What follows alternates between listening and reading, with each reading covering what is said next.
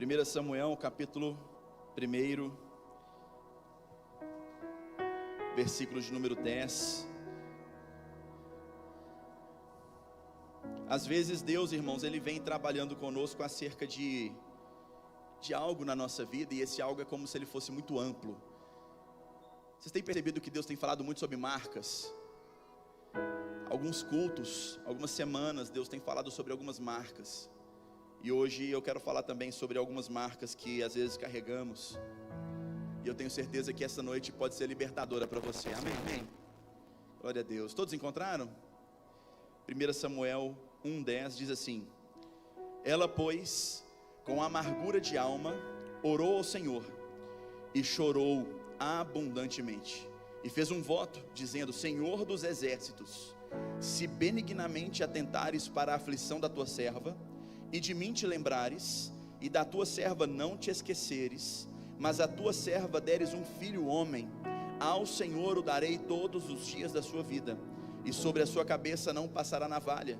E sucedeu que, perseverando ela em orar perante o Senhor, Eli a observou, e observou a sua boca. Feche seus olhos por um instante. Senhor, nós te louvamos, te agradecemos pela tua palavra.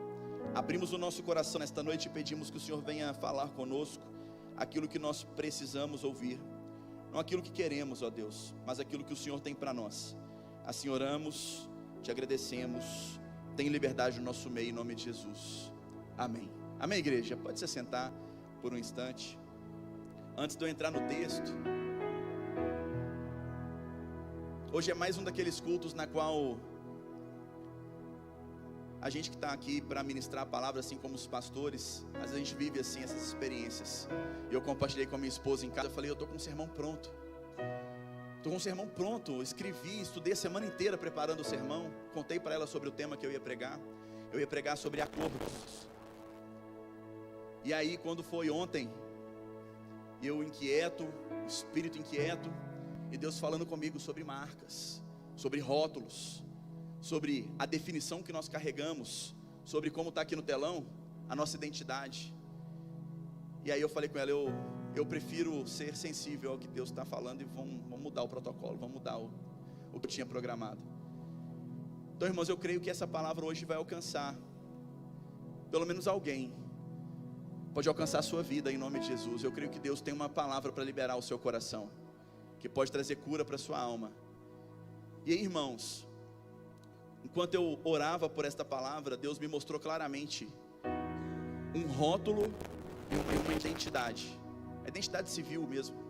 Um rótulo de um produto e uma identidade civil. E o que um rótulo de um produto, de uma embalagem, carrega, que uma identidade civil de alguém, o seu RG, também carrega?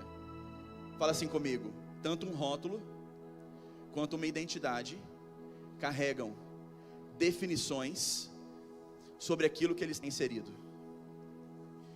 Seja um rótulo sobre um produto, uma embalagem, ele carrega definições acerca do produto. Um RG carrega definições acerca de você, de uma pessoa. Quando você pega o rótulo de um produto, lá vai ter a composição, o lote, a validade, a marca, algumas informações como peso. Então nós temos ali a definição do que aquele produto de fato é. Quer saber o que está dentro do pote? Quer saber o que está dentro da embalagem? Leia o rótulo. O rótulo define aquilo que o produto é. O que tem na sua identidade? Seu nome completo, o número da identidade, a data de nascimento, nome de pai, nome de mãe. Isso é o que? Definições acerca de você. Quer saber quem você é? Apresenta sua identidade. E aí, irmãos, qual que é o grande dilema da vida? Qual que é o grande dilema da nossa caminhada, da nossa jornada? É que muitas das vezes nós somos rotulados, nós somos definidos, nós somos marcados ao longo da nossa trajetória, por causa às vezes daquilo que somos, daquilo que agimos, daquilo que vivemos, às vezes pelo nosso contexto familiar, pelo nosso contexto social, pelo contexto que estamos vivendo, pelo nosso trabalho, e aonde a gente está, seja em casa, seja na rua, seja no trabalho, seja na escola, na faculdade, aonde nós estamos, nós vamos recebendo às vezes marcas, rótulos, carimbos, vão nos marcando ao longo da história e da nossa vida, falando quem nós somos, o que nós somos, o que nós fazemos, sim ou não? Isso acontece naturalmente, normalmente ao longo da nossa vida. Mas tem pessoas, irmãos, que carregam marcas que precisam ser tratadas, carregam rótulos que precisam ser reescritos. Talvez você carregue um rótulo que não define de fato quem você é. Talvez você carregue um rótulo que colocaram sobre você, que não define quem Deus quer que você seja. E esses rótulos precisam ser mudados. Então eu creio que nessa noite Deus tem um compromisso com a vida de cada um de nós, para poder mostrar para mim e para você qual é a nossa verdadeira identidade. Não o RG que você carrega ou o rótulo que alguém colocou sobre você, mas qual a identidade do céu sobre a sua vida. Então a pergunta da mensagem essa noite é: quem é que te define? Quem é que te define? A definição sobre você, se eu perguntar, Miriam, quem é você? Você vai dizer aquilo que o céu diz a seu respeito, ou acerca daquilo que as pessoas colocaram sobre você, quem você é?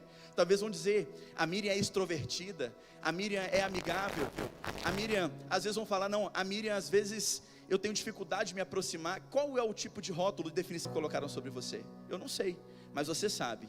Como as pessoas rotulam você? Pastor Paulo, como é que te rotulam? Como as pessoas às vezes definem você no trabalho, em casa, onde você está? Quem te define? Quem te define? Quem está definindo você? Quem você é, de fato, é quem Deus quer que você seja? Ou é sobre aquilo que falaram ao teu respeito? Que falaram acerca de você, da sua identidade? Então eu quero falar um pouquinho com você acerca disso. E você vai entender hoje quem de fato você é. Não aos olhos humanos, mas de acordo com o projeto do céu para a sua vida. Posso ouvir um amém? O texto que a gente leu fala sobre Ana. Essa mulher, Ana, é uma mulher que é o personagem central desse texto. E ali Ana vivia em um ambiente extremamente complexo, um ambiente extremamente doloroso, porque Ana era esposa de Eucana. Ana, esposa de Eucana, e Eucana, um homem justo, um homem ali, que fazia tudo o que tinha que fazer, mas era um homem que tinha 2 esposas, e não conseguia administrar sua própria casa, porque a casa de Eucana não era uma casa de paz, porque dentro da sua casa havia 2 mulheres, ele tinha 2 esposas, e elas não se davam bem.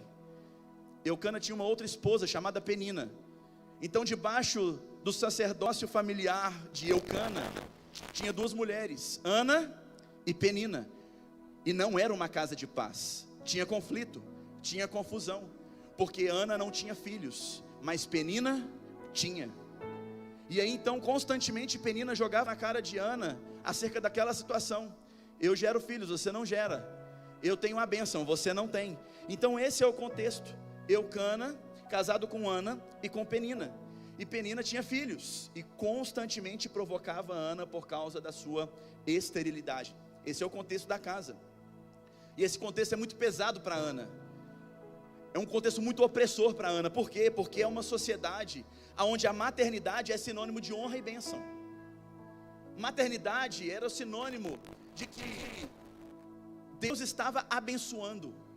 Esse era o sinônimo de bênção para uma mulher naquela época. Então Ana carregava consigo a vergonha de não poder gerar, de não poder conceber um filho.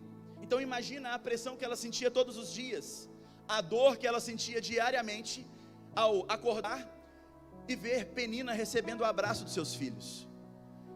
Quando ela acordava e via os filhos de Penina correndo pela casa, mas ela não tinha seus próprios filhos correndo pela casa. Ela via ali Penina dando almoço para os filhos, ela via ali Penina cuidando daqueles meninos, vestindo, dando o lanche da tarde, preparando a janta. Mas Ana não tinha esse prazer, Ana não tinha esse privilégio. Então, esse ambiente é o ambiente na qual Ana está inserido. Um ambiente onde, além de tudo, ela era provocada. Diariamente ela era lembrada da sua infertilidade, todos os dias. Então Ana não é alguém que se sente somente infértil. Ana é alguém que se sentia também inútil, incompleta, e ela também era vista assim. Ela era vista assim, e o pior, não só pelos outros, mas por ela mesma. O rótulo que está sobre Ana é infértil, improdutiva. Esse é o rótulo. Se Ana tivesse um rótulo sobre a sua vida, seria isso. Estava escrito lá: esta é Ana, seu nome, sua data de nascimento, essa é a sua identidade. Status: infértil, improdutiva, incapaz de gerar. Só que Ana foi criada com um propósito.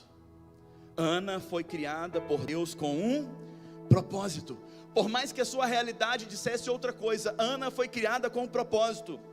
Ana foi criada com uma identidade que não é a identidade da terra, mas uma identidade do céu. A começar pelo seu nome, porque Ana significa graça e favor. Ana significa o quê? Graça ou favor. Mas olha que complexo. Uma mulher que o nome fala sobre graça e favor, mas que a realidade que ela enfrenta é infertilidade e vergonha. Contraditório, sim ou não? Ela recebe um nome, e esse nome é: você vai ter graça. Olha, o seu nome significa favor, o favor estará sobre você. Mas a realidade dela grita o tempo todo contra ela, dizendo o contrário: você é infértil, improdutiva, sua vida é marcada pela vergonha, não pela graça, não pelo favor.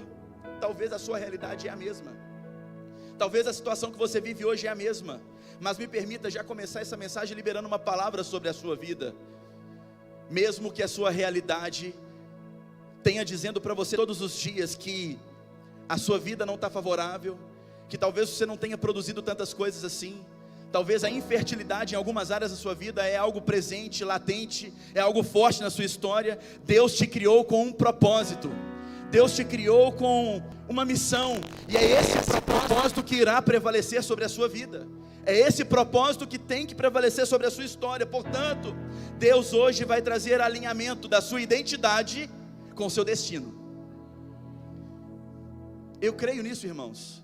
Deus é um Deus que, quando Ele vem e Ele manifesta a sua glória, Ele muda a nossa realidade, trazendo uma nova identidade para cada um de nós, e nos mostrando e apontando acerca do nosso destino, acerca do nosso futuro, quem nós somos. Mas aí vamos entender um pouquinho a identidade de Ana. Quem era Ana? E quais os rótulos que Ana carregava? Quais eram as etiquetas, os rótulos que ela tinha no seu corpo, na sua alma? Ana, se a gente olhar o versículo de número 5, se você quiser, deixa sua Bíblia aberta em 1 Samuel, versículo 5 de 1 Samuel, capítulo 1, diz assim: porém a Ana dava uma parte excelente, porque amava Ana, embora o Senhor lhe tivesse cerrado a madre. Mesmo amando muito Ana, Ana era amada por Eucana, tanto é que ele dava a porção dobrada para ela. Eucana amava aquela mulher, mas qual a visão que Eucana tinha acerca de Ana? Eu tenho esta mulher, eu tenho Penina, eu tenho duas mulheres, uma eu amo muito, mas a única que me permitiu ter a bênção de ser pai, foi através de Penina. Eucana todos os dias olhava, e a marca que ele tinha sobre Ana é: eu a amo, mas ela é infértil. Eu a amo, mas ela não vai gerar aquilo que eu preciso que ela gere. Eu a amo, mas ela não pode gerar um sonho meu. Eu amo ela muito, mas ela não é capaz de produzir aquilo que é o meu maior sonho. Essa é a marca, esse é o rótulo que Eucana coloca sobre Ana. O próprio esposo coloca sobre ela uma marca de infértil. Essa mulher não pode gerar o meu sonho. O meu sonho de ser pai de um filho dela jamais vai acontecer, porque ela é infértil. Então, aos olhos de Eucana, é como se Ana fosse inútil para essa área. E como a esterilidade era vista naquela época como sinônimo de maldição, uma prova do desagrado divino, fonte de vergonha para a mulher, a primeira marca que Ana recebe é justamente essa: infértil. Não serve para nada, não serve para gerar, não vai me dar filho, não vai realizar o meu sonho. E tem gente, irmãos, que olha para a gente, e talvez você recebe uma marca de alguém muito próximo de você, talvez um pai, uma mãe, alguém da sua família, que um dia olhou para você e colocou essa marca em você, até gosta de você, até te ama, mas te rotulou: não vai dar em muita coisa não, eu acho que não tem muito propósito na vida não, eu acho que não vai realizar tantas coisas assim ao longo da história não. Às vezes até te ama. E aí vai um recado para pais e mães: há poder na palavra que vocês liberam sobre os seus filhos. Então toma cuidado, porque às vezes você está colocando rótulos sobre a vida dele, limitando o seu destino. E talvez você carrega hoje uma marca como essa, Talvez seu pai e a sua mãe um dia lançou uma palavra sobre a sua vida, e essa palavra tem trago infertilidade na sua história, travou o seu romper, travou o seu avançar. Toda vez que você pensa em fazer algo, você pensa em desprender força para algo, você lembra dessa palavra: não, meu pai disse isso sobre mim, não vai dar certo mesmo não. Você carrega a marca de um rótulo que foi colocado sobre você, e nada na sua vida dá certo, porque tudo que você empreende, tudo que você faz, você se lembra, você olha e tem um rótulo sobre você. Um dia me disseram que não ia dar certo, um dia me disseram que não ia dar em nada, um dia me disseram que eu era inútil, um dia me disseram que eu não seria capaz de gerar. E é essa marca que você carrega. Pessoas que disseram assim: até gosto de você, mas não vai dar em nada, tadinho, não tem futuro, tadinha dela, não vai dar em nada. Primeira marca que alguém recebe é de alguém muito próximo, que às vezes até te ama, mas coloca um rótulo sobre a sua vida. Segunda marca que Ana carrega, segundo rótulo que ela carrega: Penina via Ana como um inimigo fraco, como uma concorrente fraca. Penina, quando olhava para Ana e provocava Ana, por que Penina provocava Ana? Porque normalmente as pessoas só provocam aquilo que ela acha fraco, ninguém provoca aquilo que acha forte. Se você vê um pitbull solto na rua, você não vai provocar o pitbull, vai, pastor Paulo? Porque ele é mais forte, porque ele vai te atacar. Normalmente as pessoas provocam, irritam quem ela considera ser mais fraco, mais vulnerável. Então Penina via Ana como alguém fraca, como alguém vulnerável, como alguém que não seria capaz de responder, até porque o status das duas é como se Penina fosse mais abençoada. Penina está assumindo um patamar mais alto, porque ela gera, porque ela é portadora da bênção, e Ana, pelo contrário, ela está com a madre cerrada, é como se ela carregasse uma maldição, então ela está rebaixada perante Penina. Então há uma comparação dentro de casa, uma é mais forte, a outra é mais fraca. Eu sou melhor do que você, Ana, eu sou melhor do que você. E essa comparação era uma arma todos os dias utilizada por Penina, que a provocava constantemente. Irmãos, gabinete pastoral a gente costuma ouvir de tudo. E quantas pessoas caminham feridas e magoadas por causa da síndrome da comparação. Pessoas que as afrontam diariamente e se colocam acima: eu sou melhor do que você, eu vou me dar melhor do que você. E todos os dias o mundo é uma competição, e o mundo o tempo todo está tentando rebaixar as pessoas, dizer que tem alguém mais forte, tem alguém melhor, você não vai conseguir, porque tem alguém que vai te superar. Toda hora tem uma Penina se levantando e falando: eu sou melhor que você, eu vou tomar o teu lugar. Toda hora tem uma Penina que está levantando um rótulo e colocando na sua vida, falando para você: você é inferior, você é fraco, você é fraca. Eu sou melhor que você, olha o meu carro. Eu sou melhor que você, olha a minha casa. Eu sou melhor que você, olha o meu emprego, olha a minha empresa. Eu sou melhor que você, eu tenho um iPhone 16 Pro Max. São pessoas que o tempo todo estão usando de artifícios para dizer que são melhores do que nós. Eu sou melhor que você, olha, eu sou melhor que você, olha o meu saldo no banco, olha o seu. Eu sou melhor que você, olha o meu cargo na igreja, olha o carro que eu estou. Eu sou melhor que você. E as pessoas têm essa maldade de agir como Penina e marcar e rotular a vida das pessoas por aquilo que elas têm, por aquilo que elas vivem. Deixa eu liberar 2 palavras sobre você. Se você tem sido marcado por Peninas, Deus hoje tem uma nova palavra para liberar para a sua vida. Se tem uma Penina dizendo o tempo todo sobre a sua vida que ela é melhor que você, que ela tem coisas melhores que você, fique tranquilo. O que Deus tem reservado para você é ainda melhor e ainda maior, e Ele vai liberar na hora certa sobre a sua vida. Mas se você tem sido uma Penina na vida de alguém, há um recado do céu para você. Para com essa fala hoje. Toma cuidado com aquilo que você diz para alguém, porque você pode estar sendo como Penina, colocando um rótulo na vida de alguém, só porque você tem algo melhor do que ela. Que Deus possa arrancar do nosso meio o espírito de Penina. Que Deus possa arrancar da nossa vida as falas de Penina, a comparação de Penina. Porque Penina é alguém que olha para a sua condição, olha para a condição do outro e rotula ele. Eu sou mais abençoado, Deus gosta mais de mim. Não, Deus tem mais para a minha vida, Ele não te deu. É como os amigos de Jó: você está em pecado, eu tenho certeza que você está em pecado. Deus não tem te abençoado, tirou tudo de você, você está em pecado. Procura aí que tem pecado, procura aí que tem algo que você precisa corrigir. São os amigos de Jó, se comparando, nós somos melhores, nós somos santos. Você tem pecado, por isso que Deus te arrancou tudo. Mas não entendem qual que é o propósito de Deus sobre a nossa vida. Não entendem qual que é a missão que Deus confiou para cada um de nós. Amém, igreja? Terceira marca ou rótulo que Ana carrega, versículo 13, vai dizer assim: porquanto Ana no seu coração falava, e só se moviam os seus lábios, porém não se ouvia a sua voz, pelo que Eli a teve por embriagada. Terceira marca que Ana recebe. A primeira vem de Eucana, seu marido, infértil. A segunda vem de Penina, fraca. A terceira vem de Eucana, doida, embriagada. Eli olha para Ana e enxerga uma Ana descontrolada. Eli olha para Ana e enxerga uma Ana embriagada. Ana foi julgada pela sua aparência. Ana foi julgada por aquilo que estava fazendo. Quantos aqui já foram julgados por alguém que nem conversou com você? Chega alguém para você, e eu me lembro uma vez que chegaram para minha esposa e falaram assim: nossa, eu te achava tão metida, mas quando eu conversei com você, eu vi que você é totalmente diferente. Quantas vezes? Porque julgam pela aparência, porque julgam sem nem conversar com você, nem tomam um copo d'água, nada. Ah, você é legal, não, é bom conversar com você. Muitas pessoas nos julgam e nos rotulam sem mesmo ter trocado meia dúzia de palavras com a gente. Sim ou não, igreja? Quem aqui já viu, já foi rotulado por alguém? Ele falou assim: mas nem conversou, nem conheço, nem sei quem é, nem trocou um pouco de palavra comigo, já me rotulou, já colocou um rótulo em mim.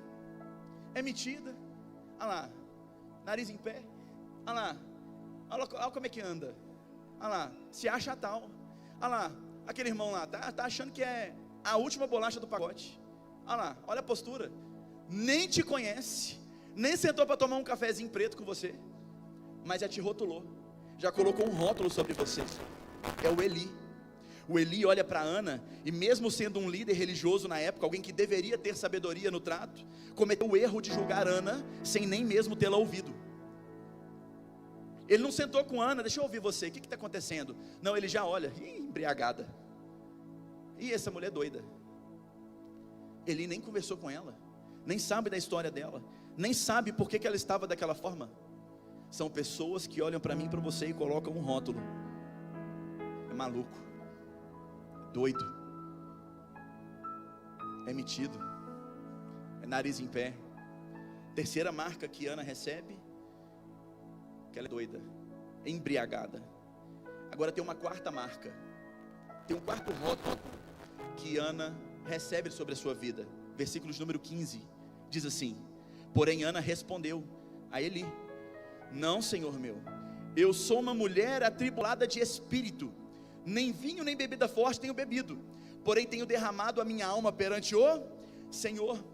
Não bastava o peso de todos os rótulos que essa mulher carregava, não bastava tudo aquilo que ela carregava como marca na sua vida, ela também olhava para si e acrescentava mais peso ainda, porque Ana olhava para dentro de si e falava: realmente, eu sou uma mulher atribulada de espírito.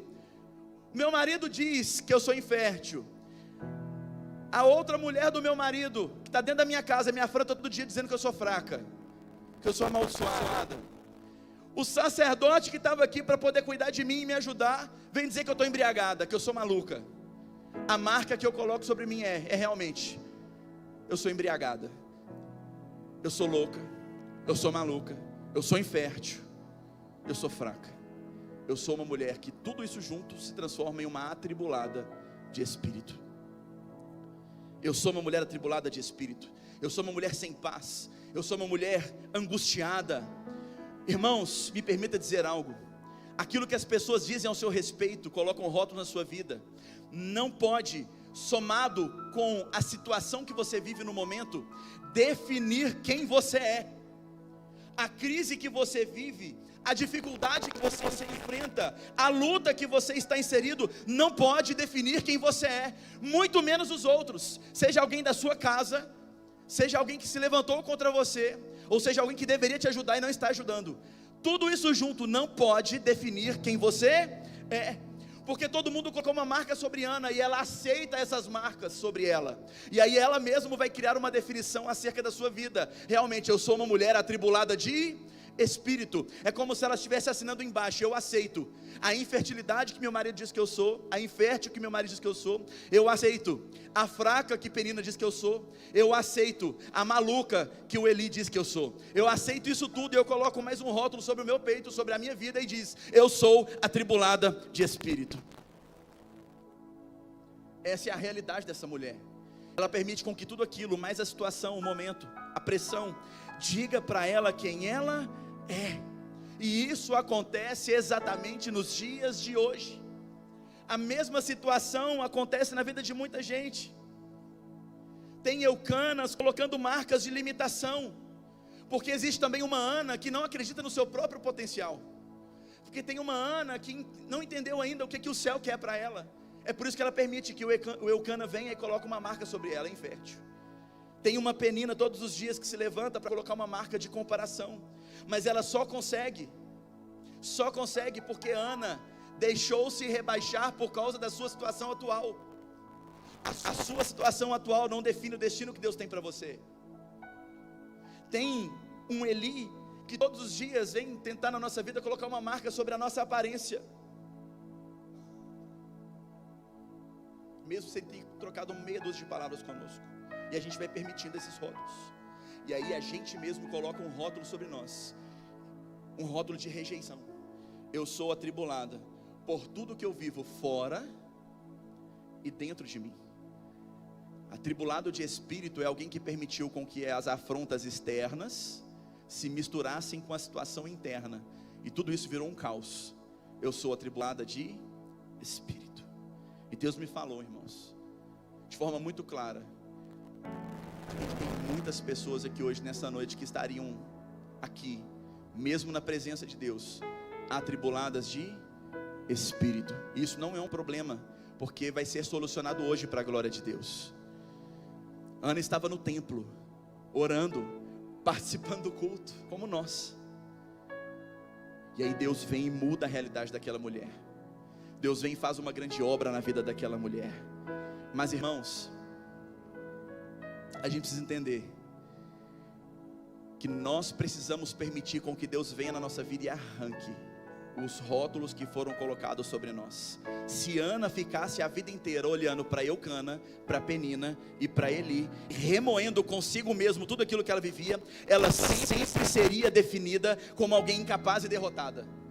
Ela viveria o resto da sua vida definida como alguém incapaz e derrotada. Esse era o destino reservado pelos outros, para ela. Mas precisamos entender que não são as pessoas que nos definem, não são as situações que nos definem, quem nos define é o céu. Não são as pessoas que lançam rótulos sobre a sua vida que vai definir o seu futuro. Não é a situação que você vive hoje que vai totalmente contra aquilo que você um dia sonhou, projetou, que Deus falou com você.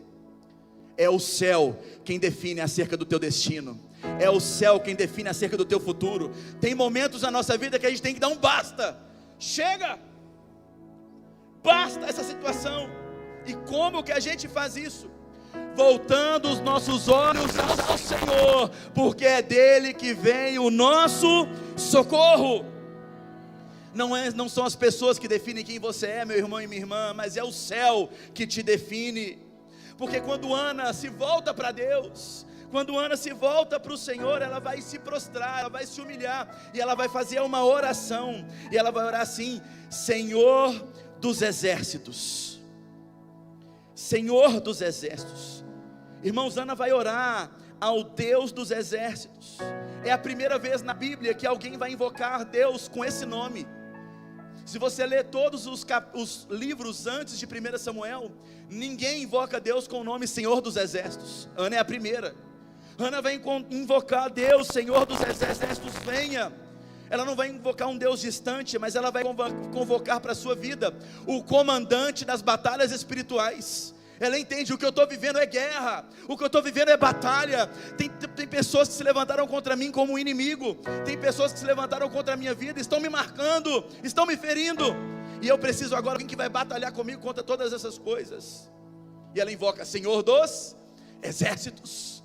Comandante das batalhas espirituais, vem ao meu favor, se levanta ao meu favor. Ana estava naquele momento reconhecendo: a minha batalha não é mais natural, a minha batalha é espiritual. Eu tenho que ir agora para o sobrenatural, buscar de Deus a fonte da minha resposta.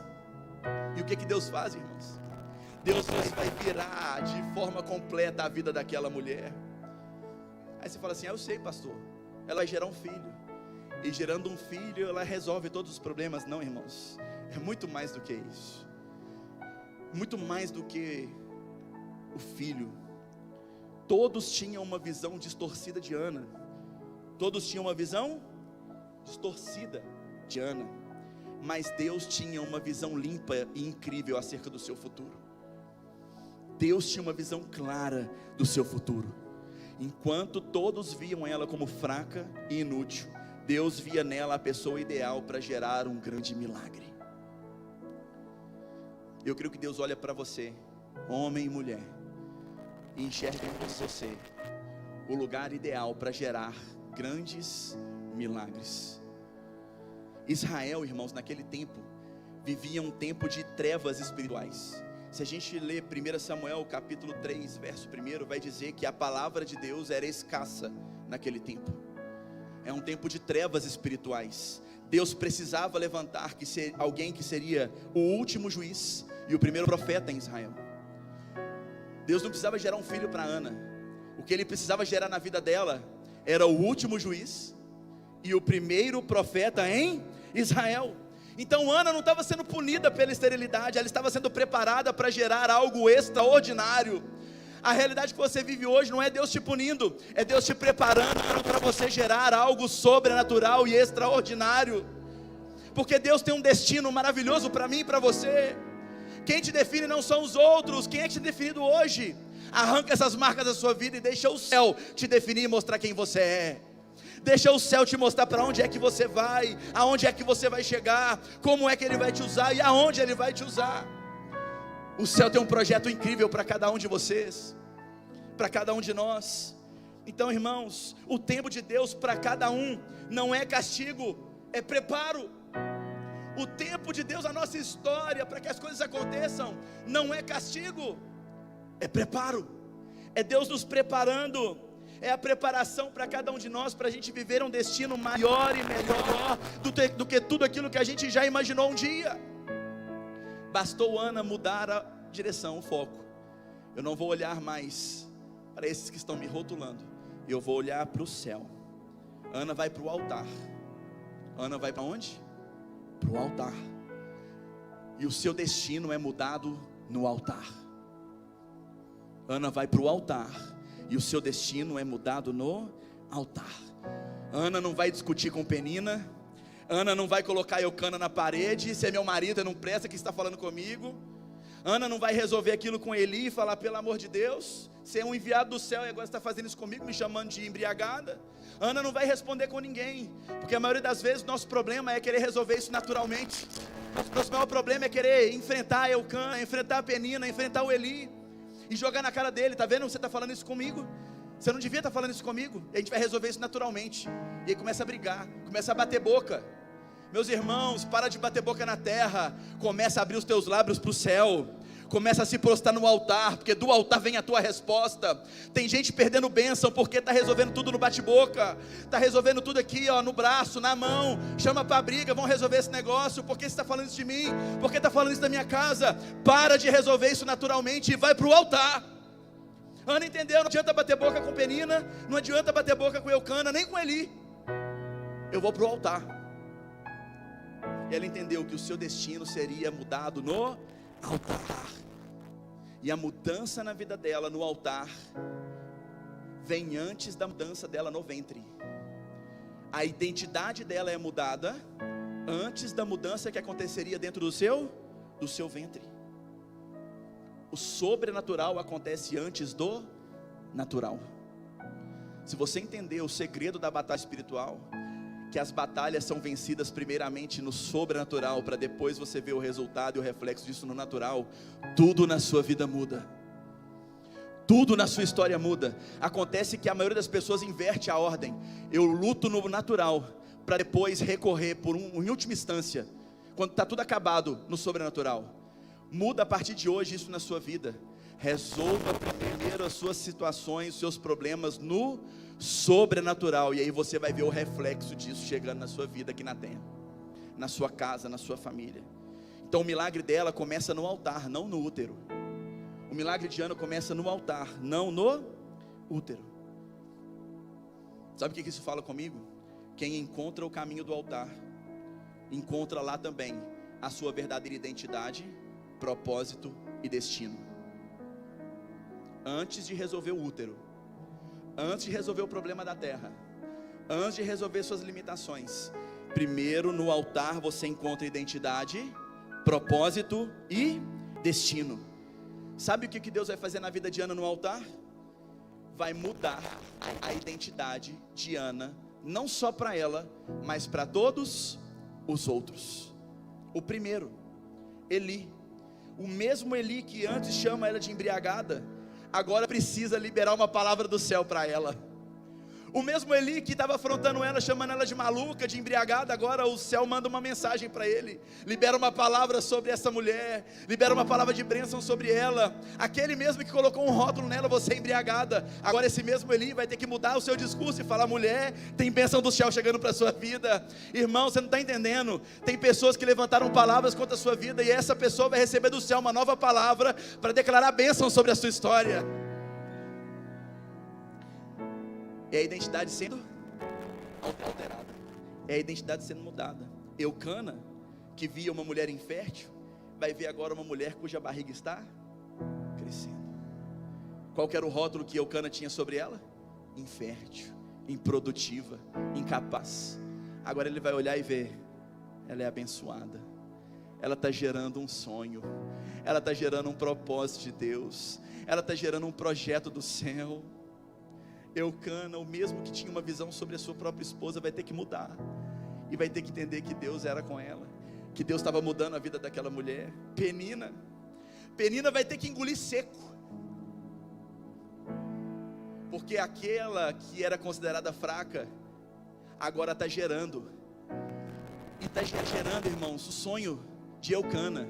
Mas tem um detalhe, ela vai entender que Ana não era tão fraca assim, até porque o marido dela amava ela duplamente, dava porção dobrada para ela, e agora Penina vai ter que engolir seco. Agora ficou complicado para mim. Deus muda o nível de Ana, Deus muda o patamar que Ana está inserida. E Ana, aquela que estava atribulada de espírito, agora vai ter a sua tristeza transformada em alegria. Aquela que chorava, agora tem um sorriso no seu rosto. Deus liberou uma palavra sobre mim, Deus gerou algo no meu ventre, Deus arrancou os rótulos da minha vida, e agora eu tenho uma nova identidade, um novo destino. Eu vim liberar uma palavra sobre você hoje, Igreja Batista Vida. Não importa o que estão falando sobre você, não importa o que estão pensando ao teu respeito, mantenha os seus olhos no alto, mantenha os seus olhos em Deus, mantenha orando ao Senhor, porque quem te define não são as pessoas, é o céu que te define. Hoje é uma noite para você liberar da sua vida os rótulos. Hoje é uma noite para você arrancar da sua vida aquilo que colocaram sobre você, a definição que criaram ao teu respeito. Porque o céu diz: eu quero te tornar alguém que vai gerar coisas novas. Eu quero fazer de você alguém que é abençoado. O que eu tenho para você não é maldição, o que eu tenho para você não é madre serrada, muito pelo contrário, eu estou te preparando para gerar coisas novas, grandes e extraordinárias. Então hoje é noite para a gente aceitar o milagre que Deus quer fazer em cada um de nós, porque tem um caminho. Qual que é o caminho? O altar. O caminho é o altar. Então talvez você entrou aqui hoje como Ana, até você duvida de você mesmo. Você entrou aqui como Ana, repleto de rótulos, repleto de marcas, e isso está te travando, mas está acabando com você. Primeiro, que consome a sua alegria, consome a sua paz, e tem consumido o seu avanço, tem te limitado. Mas Deus hoje é um Deus que pode mudar a sua história. Todas as vezes que um pastor sobe nesse altar, é para pregar sobre o mesmo Deus que transforma ainda hoje histórias, vidas, porque há poder, irmãos, porque ainda hoje, todos os dias a gente recebe testemunho de alguém que foi alcançado pela glória de Deus. Quer uma prova de como que Deus faz?